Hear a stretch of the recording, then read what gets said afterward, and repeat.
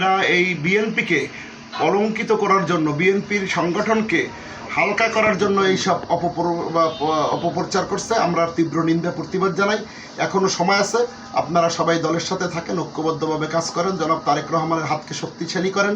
এবং তারেক রহমান আমাদের প্রধানমন্ত্রী, তিনি বলেছেন যে জনগণকে সঙ্গে রাখুন, জনগণের সঙ্গে থাকুন। সেভাবে আপনারা থাকেন, কারণ আপনারা দলের বিরুদ্ধে এরকম অবস্থান নিয়েন না। গুটি কয়েক লোক, আপনাদের সবাইকেই তো আমাদের কমিটির ভিতরে অন্তর্ভুক্ত করা হয়েছে। আরেকটি কথা বলতে চাই যে আপনারা বলেছেন যে জেলা কমিটি ইতিমধ্যেই আপনারা জানেন যে জেলা কমিটিকে বলা হয়েছে যে আপনারা জেলা কমিটি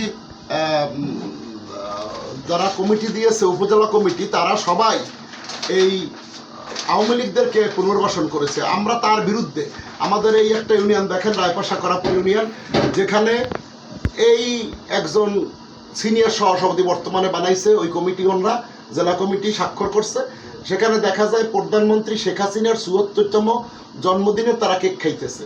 এখানে ৭ই মার্চের ইসে যাইতেছে তারা, এই যে কি বলে সিনিয়র সহসভাপতি রায়পাশা করাপুর ইউনিয়নে, তিনি ৭ই মার্চের জনসভায় যাইতেছে বিএনপি আওয়ামী লীগের ওই বেল পার্কে। আবার এখানে সাদেক আবদুল্লাহকে ফুল দিতেছে। এখানে বিএনপির সভাপতি একটা ইউনিয়নের, সে এখানে ৭ই মার্চের ইসে যাইতেছে, কি বলে যে মিছিলে যাইতেছে। এটা নালিশ দেওয়ার পরেও এরপরে এখানে দেখেন এই যে SM জাকির, উনি উপজেলা নির্বাচন করছে আওয়ামী লীগের, সেই উঠান বৈঠকে আছে।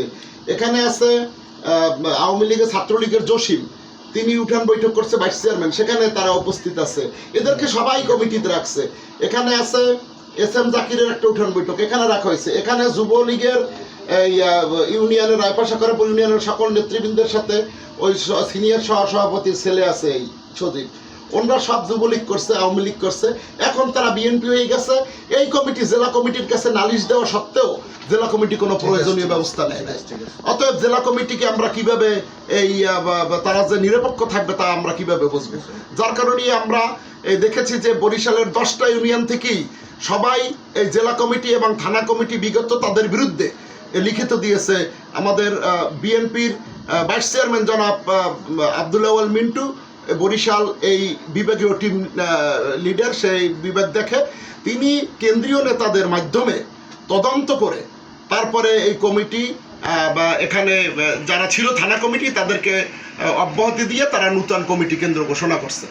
অতএব এটা কেন্দ্র এই সমস্ত বরিশাল তারা তদন্ত করছে। তারা সবাই জানে বরিশালের যে কী ঘটনা হচ্ছে, যার কারণে কেন্দ্র সরাসরি এই বরিশালটা দেখছে। কেন্দ্রীয় সংগঠন সরাসরি দেখছে, এটা দোষের কিছু না। কেন্দ্রীয় সংগঠন 480-85টা ইউনিট, তার মধ্যে দিয়ে 2-4-20টা তারা দিতে পারে, এটা কোনো অসুবিধার কিছুই নেই। এখন কি চাচ্ছেন আপনি?